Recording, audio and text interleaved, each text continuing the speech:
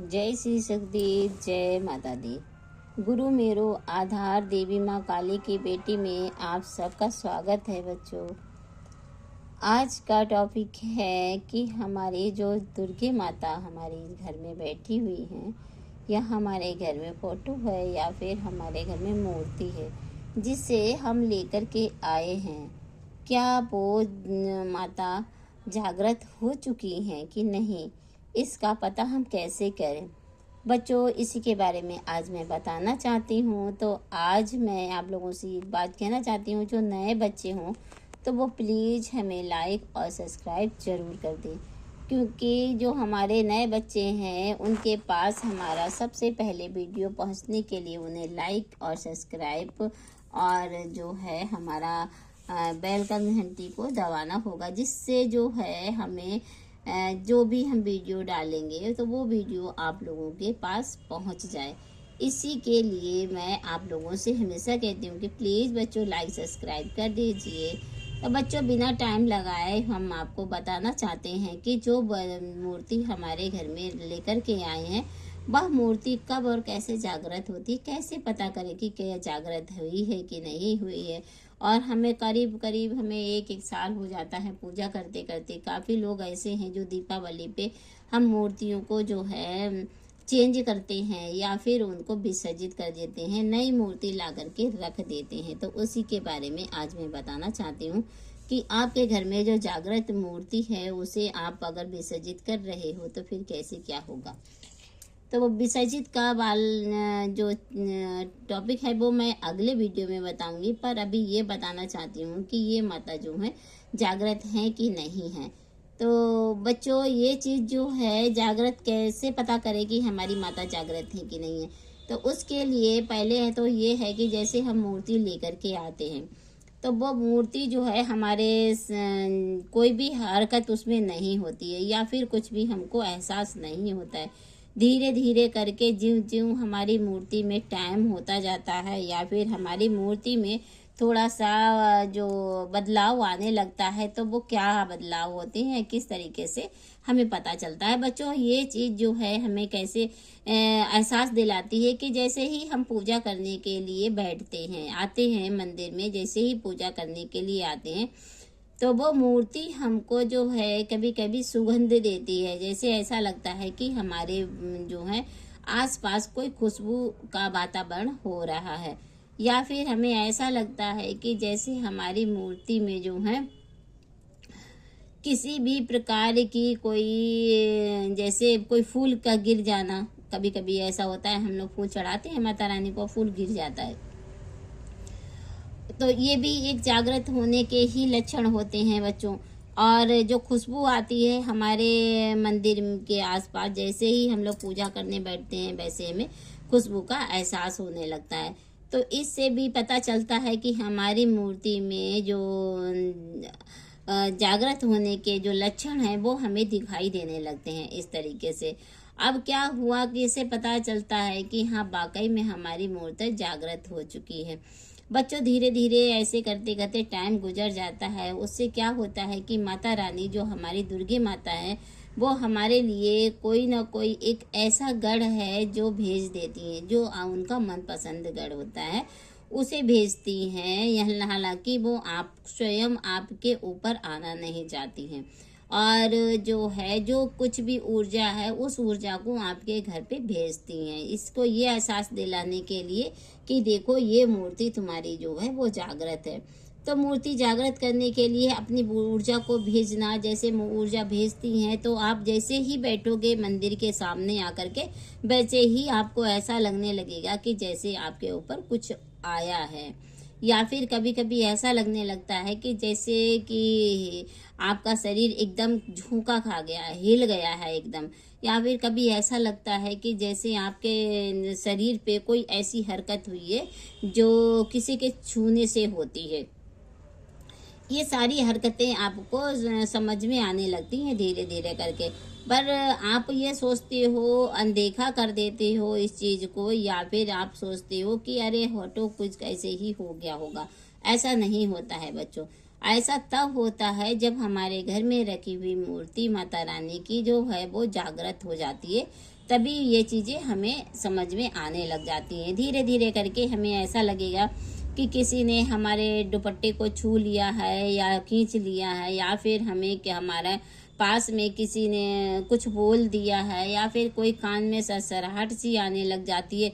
ये सारे लक्षण होने लग जाते हैं। धीरे धीरे करके हमारी माता रानी हम पे इतनी प्रसन्न हो जाती हैं, इतनी प्रसन्न हो जाती हैं कि जो है हमारे बच्चों के ऊपर अधिकतर सवारी का आवाहन होने लग जाता है। सवारी का आवाहन भी होने लग जाता है धीरे धीरे करके।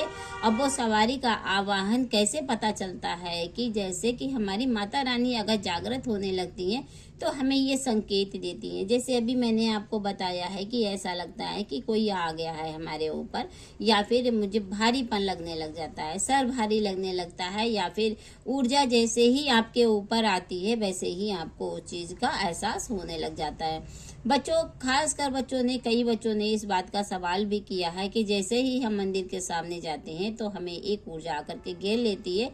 अब वो ऊर्जा हमको कभी कभी किसी के टच होने का एहसास दिलाती है, या फिर वो जो ऊर्जा हमें हिलने पे मजबूर कर देती है, या फिर वो ऊर्जा हमें ऐसी उल्टी सी लाने लगती है, उल्टी सी आने लगती है। तो वो इसी वजह से आने लगती है क्योंकि वो ऊर्जा तुमसे इतनी प्रसन्न हो जाती है, इतनी प्रसन्न हो जाती है कि वो तुम्हारे शरीर पर आने के लिए तैयार हो जाती है। तो शरीर पर कौन आता है बच्चों? माता दुर्गे नहीं आती हैं, क्योंकि माता दुर्गे का तो जो स्वरूप होता है, जो उनकी योगिनियाँ होती हैं, माँ अपनी योगिनियों को तुम्हारे घर पे भेज देती हैं। और जब तुम्हारी पूजा पूर्ण रूप से बिल्कुल अच्छी ऊर्जा उत्पन्न होने लगती है, तभी वो तुम्हारे शरीर पर हावी हो जाती हैं और उसी को सवारी के रूप में आने लग जाती है। तो इस तरीके से बच्चों आप जाने कि आपकी जो माता दुर्गे हैं वो कितनी जागृत हैं। अगर आप माता जागृत हैं तो वो इस तरीके के आपको संकेत जरूर दे देती हैं। और संकेत देने से पहले आपको कभी कभी जो है जैसे गलत बदबू भी आने लग जाती है, कभी अच्छी महक आने लग जाती है। तो इन चीज़ों से माता रानी, जे समझ लो माता रानी आपको इस तरीके के संकेत देती हैं कि आपके घर में इस तरीके से कौन है कौन नहीं है, सारे संकेत माता रानी आपको देती हैं। अच्छे होने का भी संकेत देती हैं, बुरे होने के भी संकेत देती हैं। तो बच्चों, कभी कभी बच्चों ने पूछा है कि माँ मुझे ऐसा लगने लग जाता है कभी कभी जैसे बहुत ज़्यादा दारू की महक आती, मेरे घर में तो कोई दारू पीता नहीं है। तो बच्चों ये चीज़ भी होती है, क्योंकि जब आपके घर की मूर्ति जागृत होने लगती है तो फिर आपको इस तरीके के गुण भी और लक्षण आपको नजर आने लगते हैं। कभी कभी ऐसा लगता है बच्चों को कि जैसे कोई तेल लगा करके, चमेली का तेल लगा करके आया है, जैसे चमेली का तेल हुआ, या फिर किसी रात की रानी की खुशबू हुई, या अनेक प्रकार की खुशबुएं होती हैं जो भगवान से रिलेटेड होती हैं। तो वो खुशबू लगने लग जाती है, बिखर जाती है, आपके यहाँ बिना धूप बत्ती लगाए इस जो की खुशबू आने लगती है। इससे भी ये पता चलता है कि आपके घर की जो बैठी दुर्गे माता हैं वो कितनी जागृत हो चुकी हैं। आपकी सात्विक माता, क्योंकि आप हमेशा से जो है भोग सात्विक देते चले आए हो। अब सात्विक भोग देने से यही चीजें नजर आती हैं, क्योंकि सात्विक चीजों से सात्विक चीजें ही आती हैं।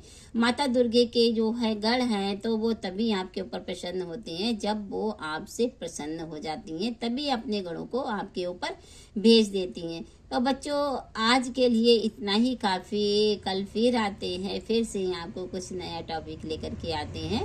और आज से आप जानिए कि आपके घर में जो रखी मूर्ति है, जिस मूर्ति को आप लेकर के आई हैं, और जो खासकर जो हमारे दुर्गे माता की मूर्ति है वो जागृत हुई है कि नहीं हुई है। इन लक्षणों से पता कर सकते हो कि आपके घर की मूर्ति कितनी जागृत है। तो बच्चों, आज के लिए इतना ही काफ़ी। जय माता दी, जय गुरुदेव। फिर से आऊँगी, फिर से बताऊँगी आपको क्या कोई नया राज जो हमारे मंदिर में छुपा होता है। हमेशा ही हमारे कोई ना कोई एक ऐसा राज छुपा होता है जिसको हम लोग नज़रअंदाज कर देते हैं, या फिर हम लोग उस चीज़ को समझ नहीं पाते हैं। ये नज़रअंदाज ना करने की चीज़ नहीं है। और बच्चों, ये हमेशा ही इस चीज़ से वाकिफ़ होती है, क्योंकि हम आपको इतना अच्छी अच्छी बातें बताते हैं, फिर भी काफ़ी बच्चे जो हैं हमारे ध्यान नहीं देते हैं, क्योंकि अपने ऊपर थोड़ा ध्यान देना स्टार्ट करो और आपके ऊपर ऊर्जा कौन सी है कौन सी नहीं है इस चीज़ का भी ध्यान दो बच्चों। और आपकी ऊर्जा आपके ऊपर बहुत सारी प्रबल है, इसकी वजह से आपके घर में खुशबू आने स्टार्ट हो जाती हैं आपके ऊपर, और जो ऊर्जा आना स्टार्ट हो जाती है कि आपकी दुर्गे माता आपके साथ सब कुछ अच्छा कर रही हैं और आपके जरिए किसी का भला करना चाहती हैं। इसीलिए वो आप पर इतनी प्रसन्न है कि आपके साथ अच्छे अच्छे कार्य करने लगती हैं।